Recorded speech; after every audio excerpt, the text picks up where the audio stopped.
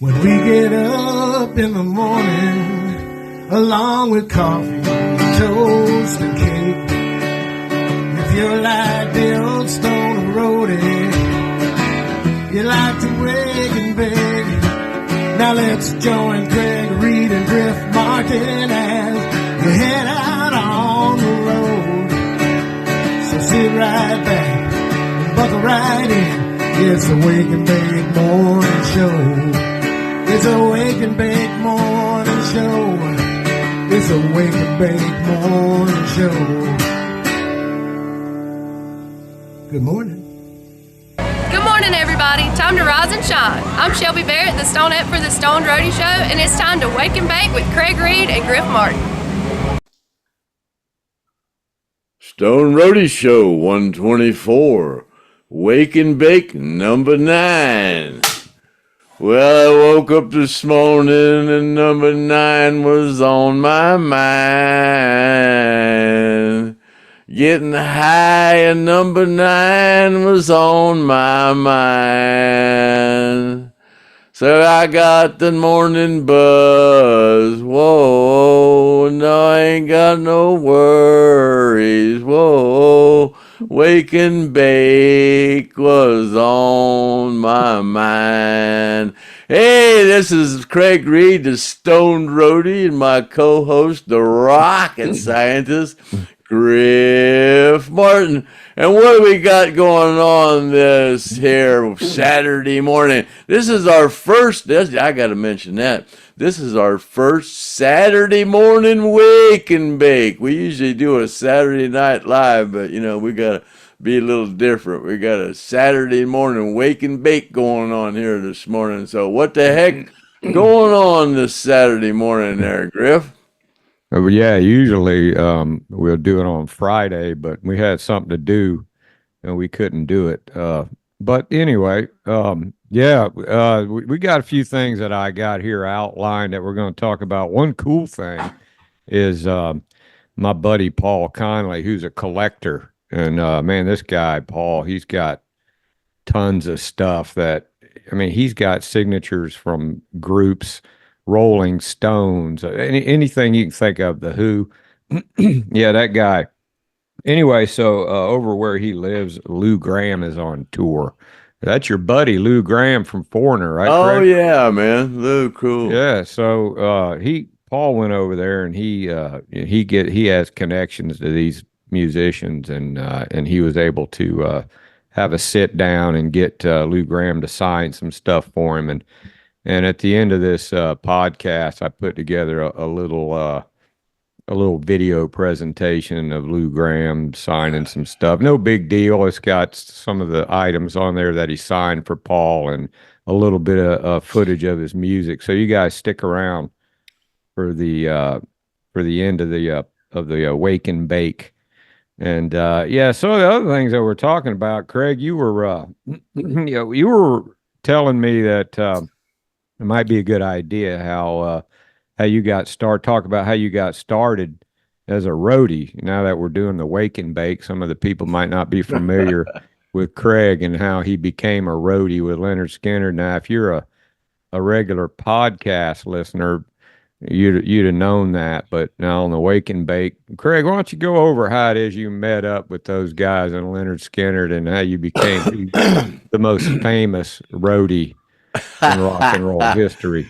You know what? People ask me that question, and I just kind of fell into it. I guess there's several ways you can kind of maybe get into it. I guess maybe I got into it just by accident. I met him in a hotel and just partied with them, and they were just kind of needing somebody, and I ran into Ed King, and he asked me if I'd like to get a job sometime after I hung out with him for like 3 days and was hanging around backstage and stuff. And he went to Ronnie and asked him if Ronnie would hire me. And Ronnie, you know, they needed somebody, but Ronnie was thinking about hiring maybe, you know, somebody he'd promised a job and grew up with before he hired some damn Yankee, you know. But I got hired. But yeah, I was just people don't like to be called a roadie because they think that's just somebody that humps gear and carries gear, and they just don't really do anything.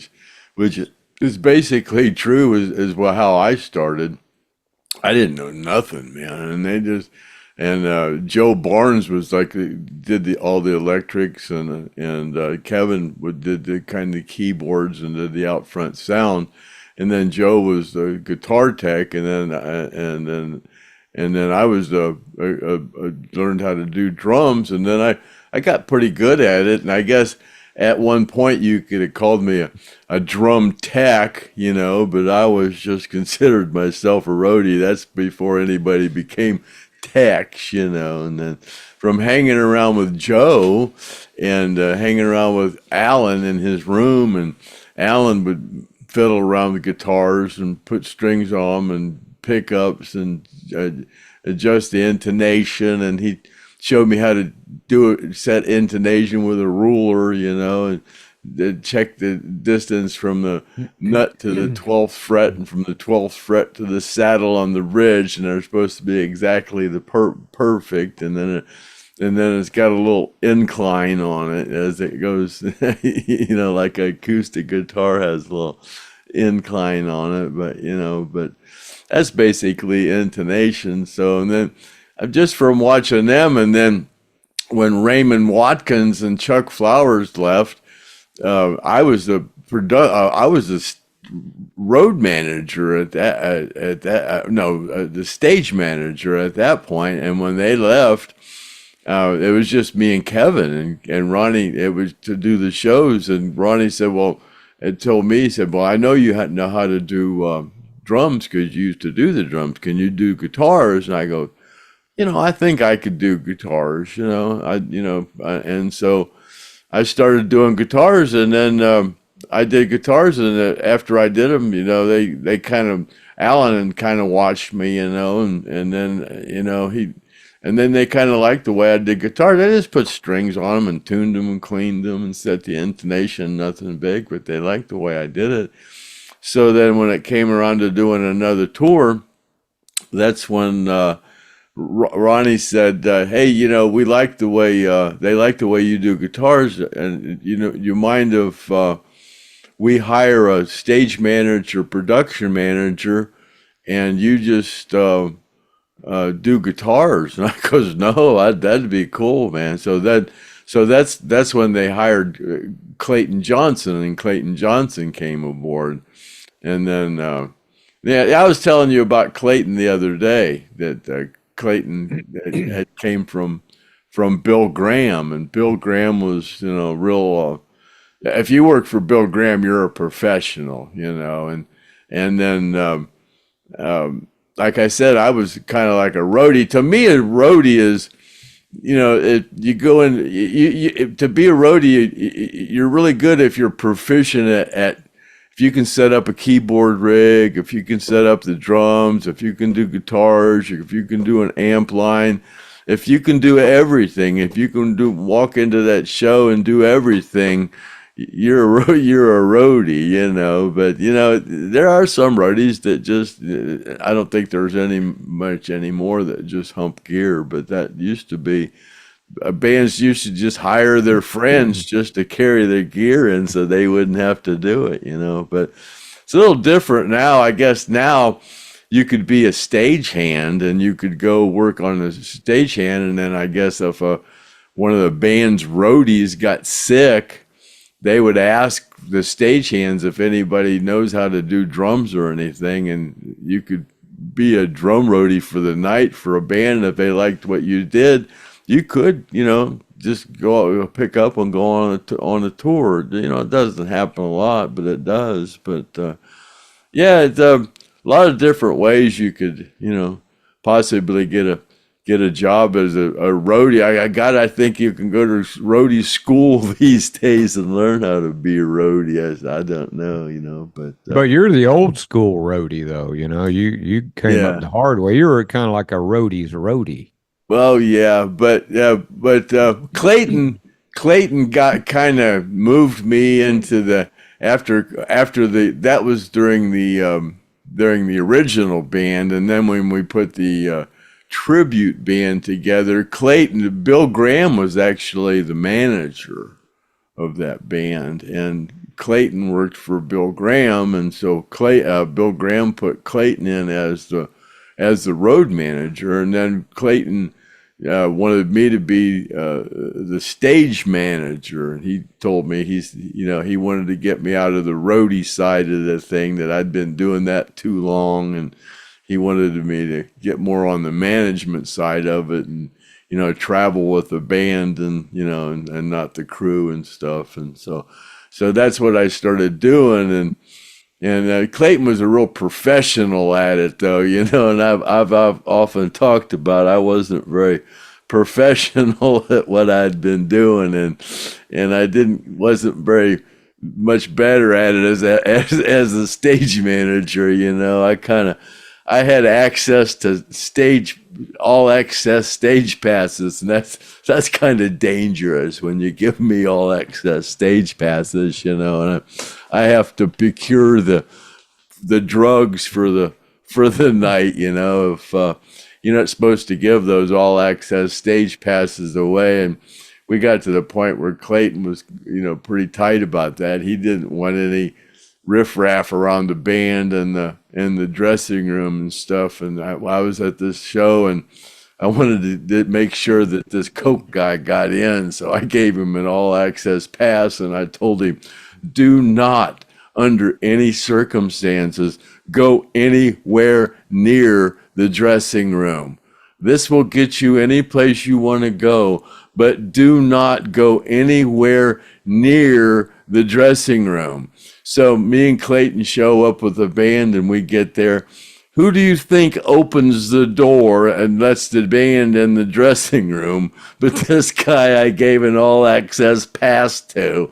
And Clayton looks at him and goes, who in the hell gave this guy an all-access pass, And it was me. And, he just said, and I said, well, Clayton, he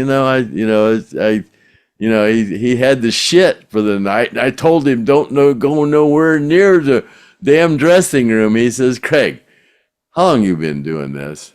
He said, you give somebody an all access pass, they're going to be in the dressing room when we get there, He's right, he's right.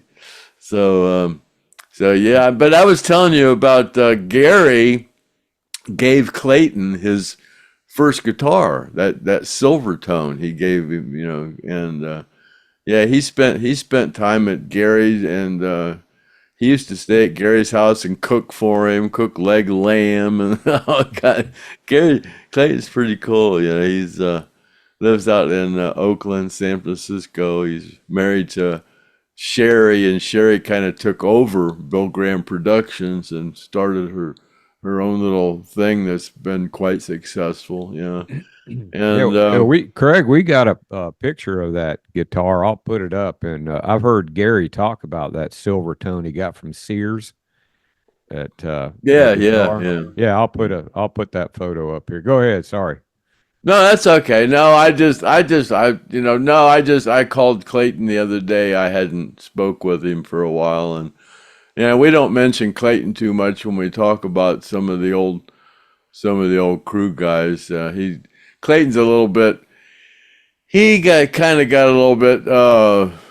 I don't know. When Bill left, Gary wanted Clayton to. He fired Bill Graham and went with Charlie Brusco and asked Clayton that he didn't want him to leave, and Clayton didn't feel like he wanted to be around under those circumstances, so he left. But him and Gary stayed in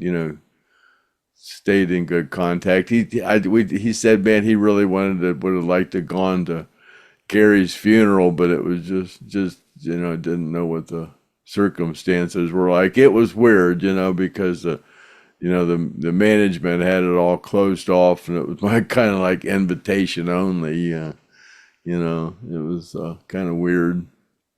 There's a lot of people there that couldn't get in. Yeah, and you said that Clayton, he even watches the podcast, and you didn't think he did. Oh God, yeah, I didn't even. people like Clayton, he's a real professional, I Right. mean, he's, really, as far as he's up there in the Bill Graham category, and, I didn't want to mention anything about so ridiculous to be about like something like me calling myself the world's most famous roadie ever, It's kind of like, it's just almost, like too much, Well, Craig, But I think what happens is that people find out you have a podcast, and then they go on there, and then they hear you talking, and they're like, "Oh shit, is he going to say something about me?" no, but he said, but we were just talking, and he goes, "Hey, Craig, I like your podcast." And I goes, "Oh, you know about that, huh?" And I he wonder goes, if he ever saw the episode with Timmy. "Oh, I gotta tell you about that." But he says, "Man, that's really cool what you're doing for the survivors." And as a matter of fact, he said, "I got some stickers that have been put away. Nobody's got any of them." Because you could do something with these stickers, And so he's gonna send me 20 of these stickers, and told him, I said, "Yeah, if I could get like $50 a piece out of them, that'd be $1,000 to donate toward the survivors." So we'll see what happens. They're pretty cool. Yeah, Yeah, oh, definitely. yeah, that'd be There's nice. more and more cool things are popping up every day. Yeah. Yeah, all kinds of stuff. People are donating, and and then we're going to be putting. Craig will be putting them on eBay, and Oh. we'll give you a heads up on everything that goes on eBay. So, But here we got this going on. Before I forget about this, Lori Shoemaker sent me a birthday card for next Friday is my birthday, but she sent it early because she's the one that sent that entry for the microphone like 3 weeks before we had the drawing, and didn't get the card till the day after the drawing. So she's probably testing how long it takes to get to your house for these she said she contests. said I sent this on the 23rd, so we'll see how long it takes to get there. And she said That's pretty she said, long. yeah, she said, "Happy birthday! Don't eat those brownies this year. Have a good one, Lori Shoemaker." I mailed this on the 23rd, so let's see when you get it. So yeah, I went to the post office box today, Lori, and got this. Thank you, appreciate it. And then you said you lost a check or something. Oh yeah, let me finish these mails here. But Amanda Haria got your card for the microphone giveaway. Oh my God, that's been a while. That's been a while, but you're entered into the drawing, and hey, Jack West, he sent me a happy birthday, Craig, wishing he said a funny thing about some kind of a big woman jumping into the crowd. Oh God. I said, Not that there's anything wrong with it. says he's got a warped sense of humor, yeah. But he sent me $20. He said, "Here's 20. Have a drink on me." Toast Timmy. That's what you mentioned, Timmy. Yeah, that was so Timmy. good what you did for him. Rock on, dude. Yeah, Timmy. That's the guy that I rescued from outside the supermarket that was freezing. I brought him home with me and did a little podcast with him, But I never seen one of these though. It's a wick. You light this wick, and then, that's instead of using a match. Yeah, you light the wick. It's made out of hemp. Yeah, Yeah, that's pretty cool. I have seen that before. Yeah. Yeah. Yeah, and he sent me $20. Oh, that's cool. Yeah. Then, Kenneth Maines. Yeah. Now we put him up on the board for donating $100, and he sent me this book here. He did a little bit of investigative thing on Skynyrd, but yeah, I mean, so I put him up on the board, and for sending me the $20, and he even says gave me this here, sending me $100. I'm sorry. Yeah, $100. And you can't find a check. Yeah. And he said what he didn't even know if I got the book. I wrote him and told him, I thought I wrote him and told him I got the book. But he said, you never cashed the check, and I remember getting the check, and I put it up on the board. I looked back and I said, it says Kenneth Fain's $100. So I gave him credit for donating $100 and then donated the $100. But I don't really keep a lot of track. I just take the checks and put them on my account and then figure out how much we got and then divvy it up. So $100 of that money we sent out will come out of my account, I guess. I'll have to kind of watch that from now on. Do you think Leon maybe stole the check? Because I remember one time I was at your house. I put it somewhere so I wouldn't lose it. And yeah. I was at Craig's house. There's three things that I put somewhere that I'm looking for. Four things that I had put somewhere right now that I put somewhere where I wouldn't lose them, and I don't know where they're at. You remember it, Craig? You remember that time I was at your house and you said, "Where's my pipe?" And I said, "I don't know where it is." And you said, "That damn Leon's got it." Craig's dog, Leon. And I go, "Ain't no way a dog is gonna grab a pipe and run around with a pipe. That little tiny 10-pound dog." And then about 5 minutes later, I look over and Leon's got the damn pipe in his mouth and he's running around. Oh God, yeah. Sammy dropped $100 bill and I found it out in Leon's bed a couple of days later.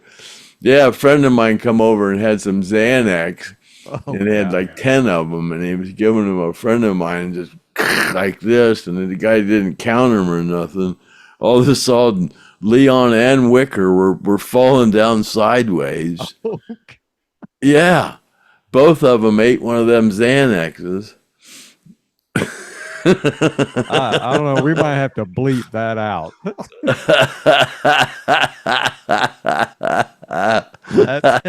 That's pretty bad. Like father like son. They hold their drugs. You've not killed my freaking dog, man. Be careful with them damn things. I don't know. They might have liked it, knowing the house that they live in. They were sideways, I'll tell you. I don't get them high. I don't. No, I've been over there. They probably get just high on the smoke. I don't intentionally get them high. Let's just put it that way. They must. They seem to be happy, so they're happy all the time. I don't know if it's because they sleep a lot, like secondhand pot smoke or something. But yeah. Are you done going through those cards? Yeah. I was going to mention how you sent me that picture of that guitar that was made out of Hell House wood that's up for auction. I sent. Well, you told me who said had that. Paul Conley, the collector guy that I'm going to show the video. He that wood actually came from him, but from what I understand, I think it's Steve Gaines' nephew's auctioning it off, and he had it made, and he put a couple picks in it that were some picks that Steve and who else owned the pick? Alan, yeah. Stephen Allen, yeah, I guess. Yeah, so there's a picture. I'll put the picture up for that too. It's a pretty cool guitar. It looks really nice. I think he's wanting like how much for that? Oh wow, he started. From what I understand, he started out at $50,000, and he dropped the price to $44,000 or something. Yeah, it's pretty pricey. Yeah, But I guess he's got cancer and needs the money, so I don't know. Yeah, well, good luck with him on that, and I hope. Well, what was that other thing we were talking about? The Hell House, the Hell House sign. Oh yeah, that sign. That's on the, Hell House. Somebody asked me where that said. Where did that sign that was on the Hell House? Well, let me explain what that is so everybody knows, Craig. On the side of Hell House, if you'll look, and even on my painting, I actually put it on my painting that I painted. It says Lynyrd Skynyrd on it, and you can tell that it looks like it came from a gig case or something. It's got a handle on it. So go ahead and tell the story, Craig. Well, yeah, somebody asked me. They said it looks like that's got a handle on it. I said, do you know that where that came from? And I said, that was there when I got with the band. That was there. So I said, I'll ask Joe Barnes. I bet Joe Barnes knows. And he goes, yeah, that came off of that tall metal case. We took the two bottom drawers out of it so we can put something underneath it. And I went, wow, that turned out to be my stage case that I used for a bar. I used it on stage left, and I put a table on it.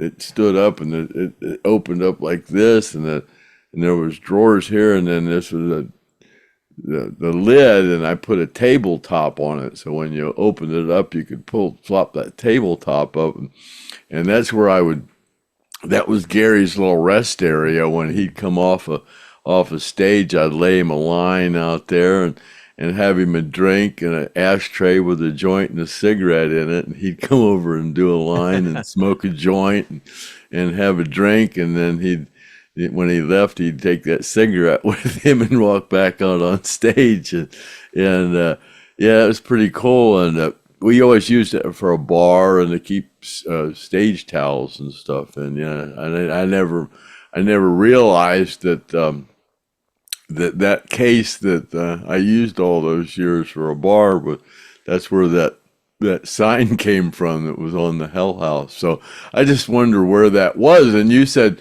that guy John. Yeah, John Reinheimer. Yeah, he John Reinheimer. Cool. Yeah, he duplicated that thing, and he brought a bunch of them out to the Polk Theater where I threw a gig out there with Nothing Fancy, and we gave some police officers some awards and stuff. And John brought some. I think he brought some of those out there, and people were buying them. Man, they look pretty cool. They look like original ones.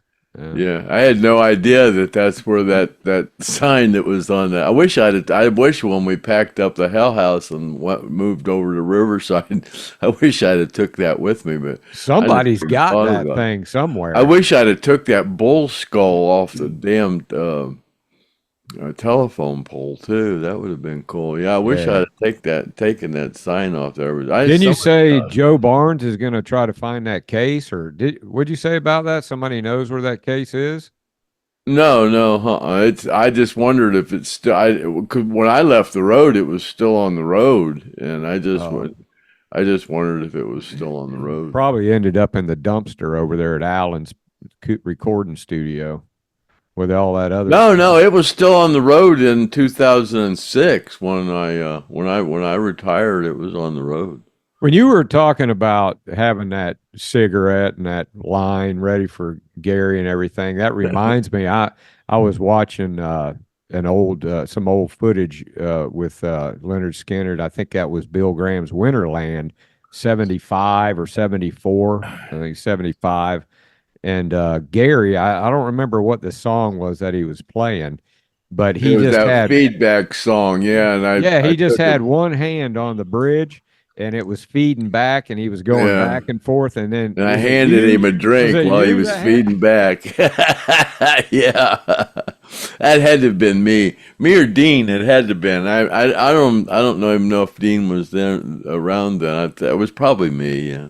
Yeah, it's kind of like, if you're like some kind of a worker in a assembly line or something, you get a break, and maybe you'll go grab a cracker or something. Well, Gary's got a break while he's playing guitar, and he goes over and gets a drink while he's playing a less important note. That's funny as hell. Well, that's when Ronnie started liking me, because he didn't really care for me when I first got hired, and he kind of noticed that I was participating in areas that needed, fulfillment, and I was the drum roadie, and I just noticed in between songs, Gary and Al would come running back and have to grab a cigarette out of the pack and grab a lighter and light it, and stuff, and so I noticed when they were doing it. So at the end of the song, I put up an ashtray up there.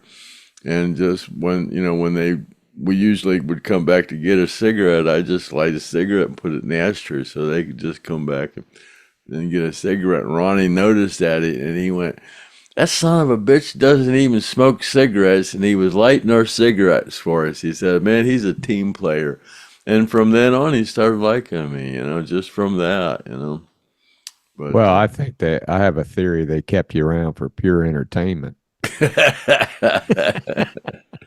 It's possible. Hey, Craig, how much did that Lacey Van Zant book sell for?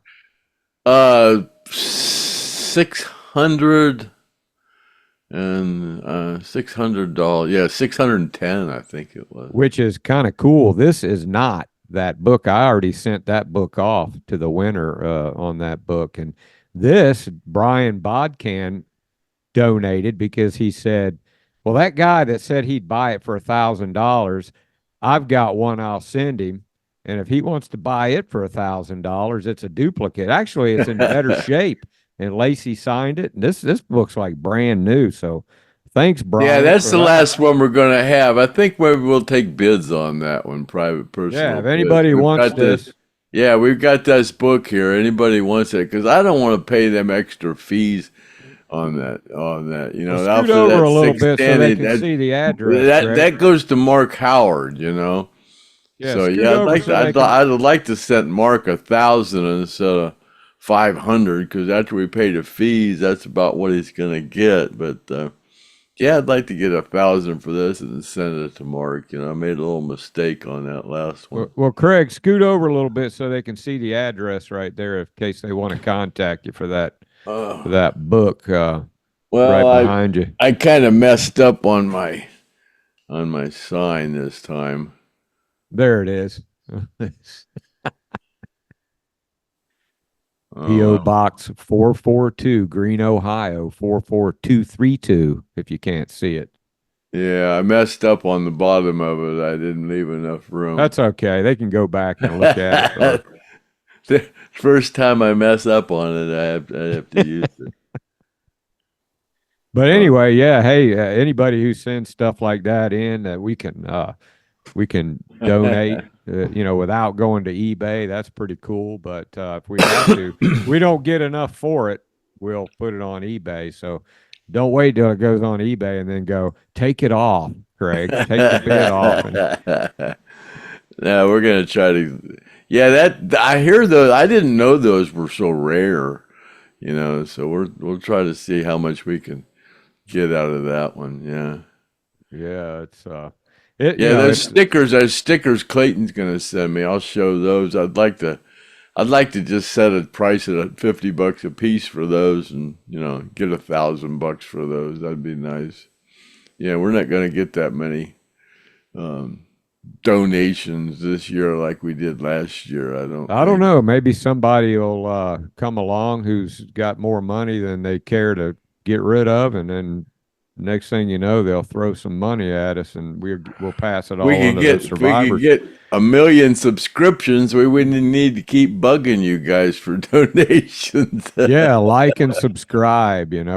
Craig and I are going to start figuring out ways to get more. Well, we're going to have these. Give it. Oh, then this robe here. I got my Hilton robe on. Yeah, the robe. No, this is a kimono. I didn't even recognize that as a robe. I just thought it was a fancy shirt. That's why I didn't even mention it. Oh, no, huh? This is a kimono. This is one of them Japanese kimonos. And if you guys like that robe, Craig will be giving. You think what are we going to get? What are you giving away the next time, Craig? Well, I already said I'd give away one of those silver dollars. So that we're going to do that every month, right? Like once a month. Well, I'm only going to give away like one more of those silver dollars, because I promised. Right. Well, I mean, you're going to. But I'm going to. I'll give away the 50-cent pieces. I got a shitload of those and quarters, and those were on the airplane. So I mean, the silver letters dollars of authenticity. Those were the silver dollars were real cool. But yeah, I got a bunch of those 50-cent pieces. And you got 50-cent pieces are hard to get. The Polacks married most of them.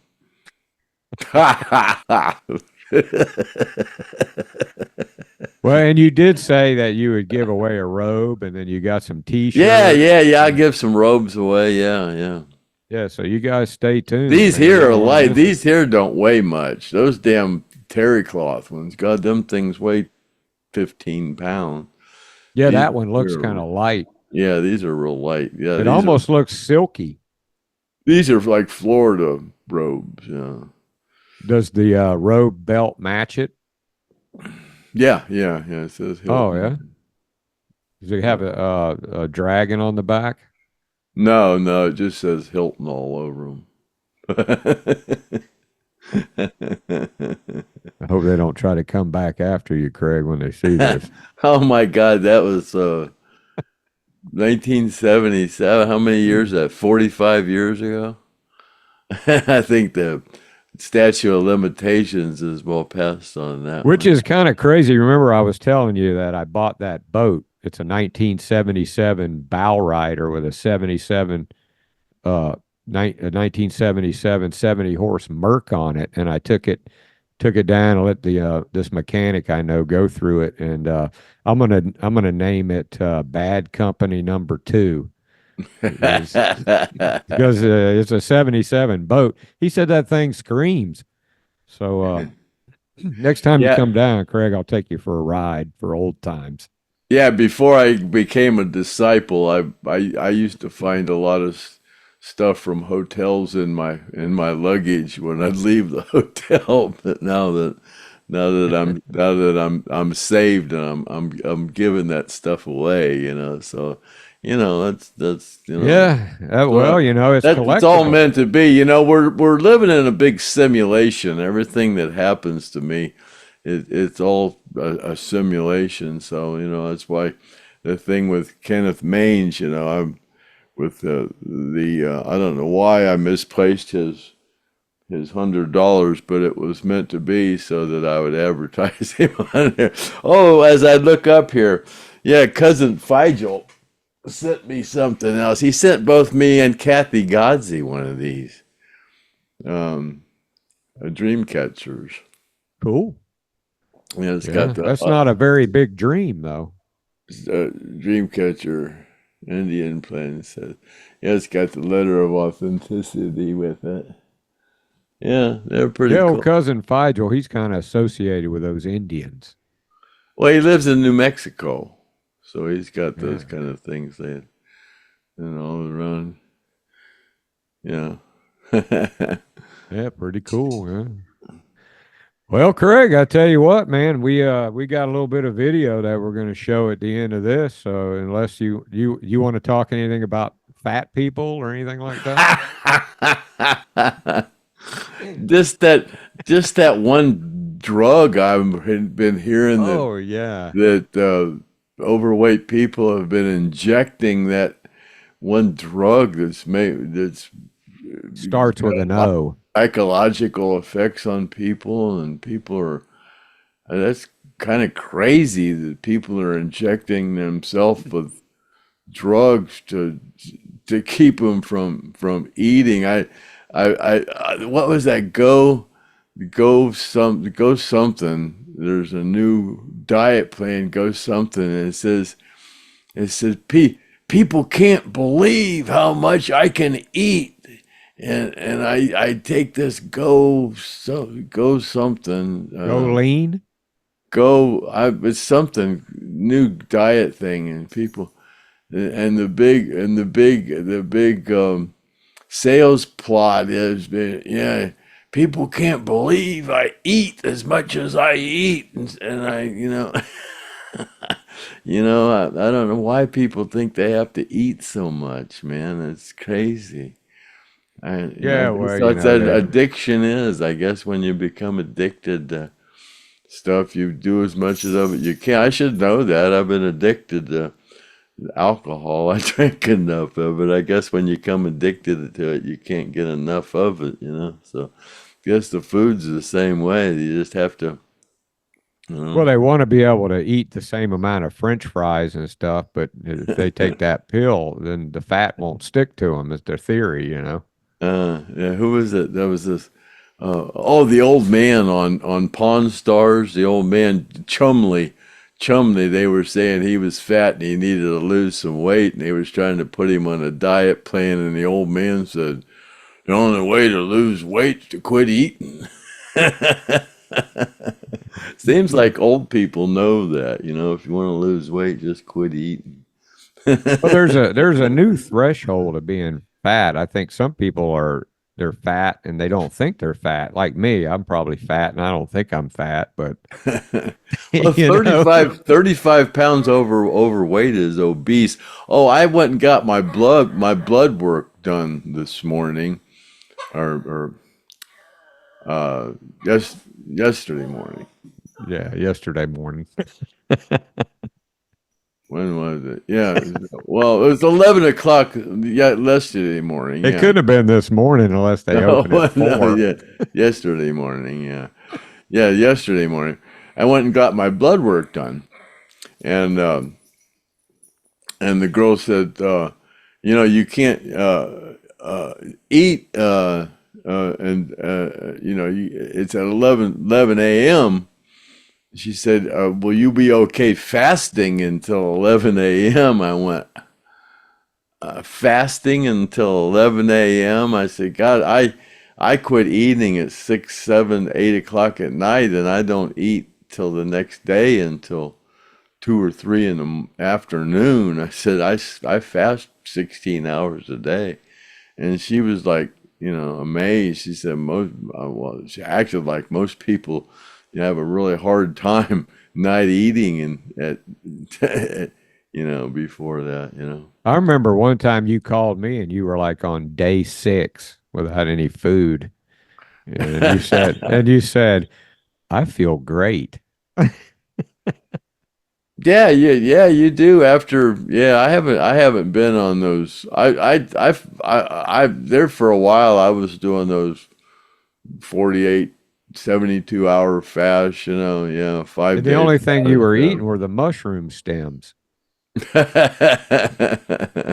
Yeah, and you do. You almost start hallucinating when you fast for a long time. Yeah. It's weird. Well, it certainly doesn't hurt you. I think fasting is good for you. I think the body's designed to do that. I don't agree with that whole 3 square meals a day.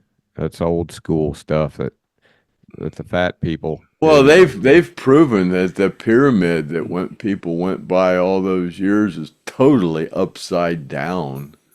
That whole health pyramid is totally upside down.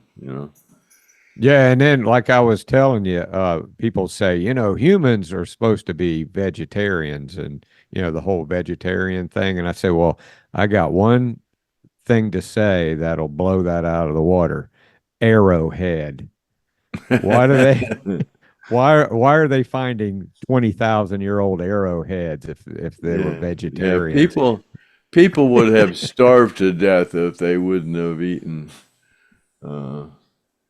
been carnivores after all those years. Yeah, there's parts of the world, plants don't grow for 6 months at a time. You got to eat something, And what is it that you put on Facebook? It's not just my opinion, it's fact. when Craig gets on Facebook, if he says something outlandish that could not possibly, it's possible it couldn't be true. It's in my opinion. But if he researched it, then it's not just my opinion, it's fact. A fact, yeah. More than just my opinion, it's a fact. But Craig's getting somewhere with his fat shaming. There's actually probably, I know about 25 people that have lost. That's just people I know. Yeah, there are a lot of people that I've made health conscious. Yeah, I get all kind of comments on it. When I go by an Arby's or something, I see the sign, I see a picture of Craig's face up there saying fat ass.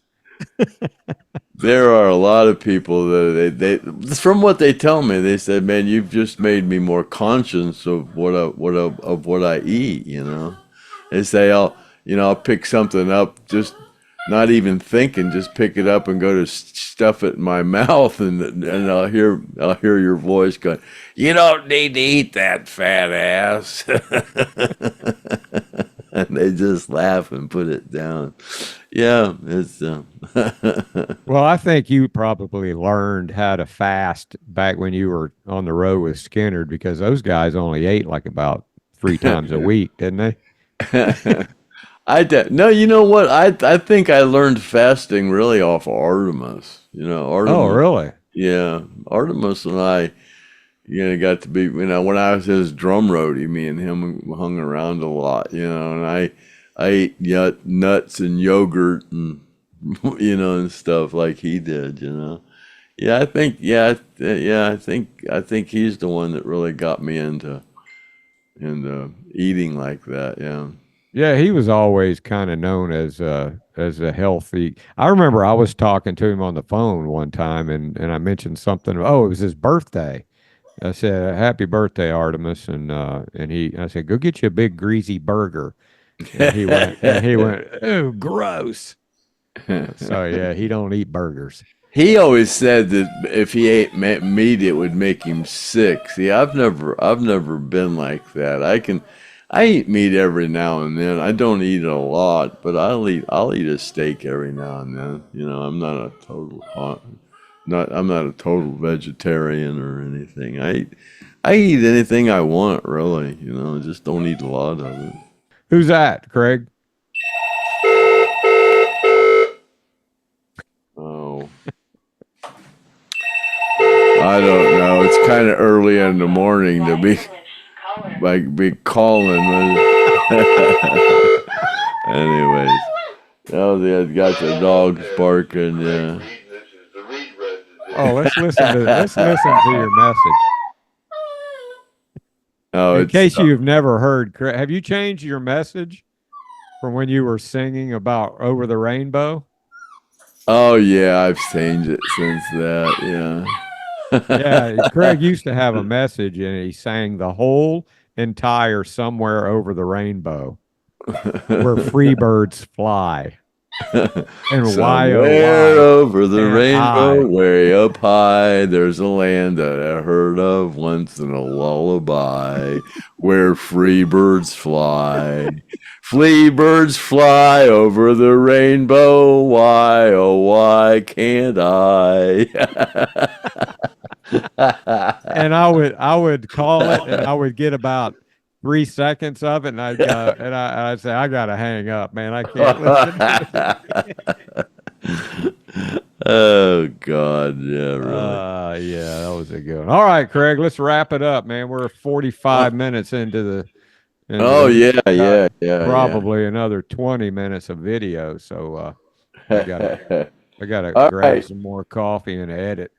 All right. Well, happy trails to you until we meet again, and see you later, alligator, and may the good Lord take a liking to you. And that's been Wake and Bake number 9, podcast number 124 of the Stone Roadie Show, and later, gator.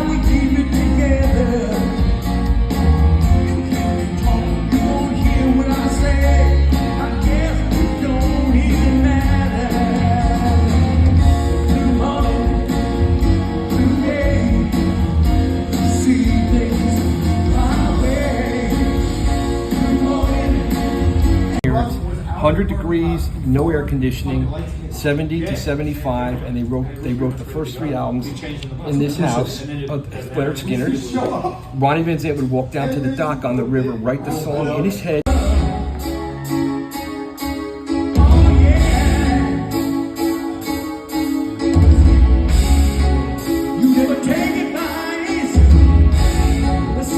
Come back to the dock and they do it. He never wrote a word to paper.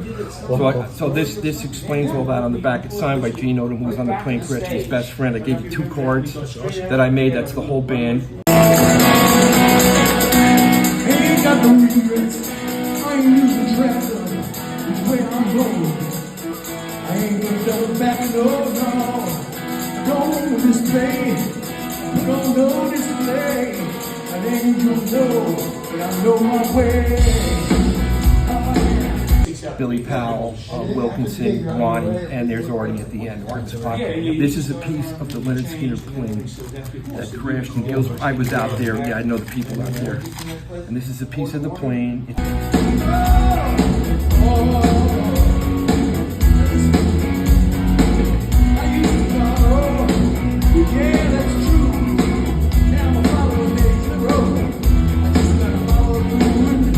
Lynyrd Skynyrd plane that crashed in Gillsboro. I was out there. Yeah, I know the people out there.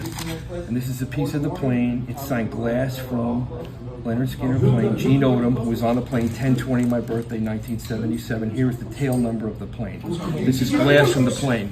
So this is for you, pal. Unbelievable. Yeah, I wanted you to have something interesting since you were so gracious to me. Thank you. Oh my God, that's incredible. Can I pray?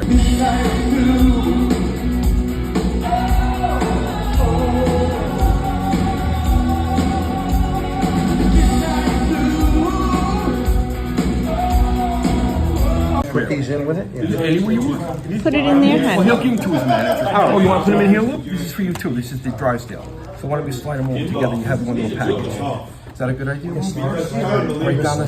Yes.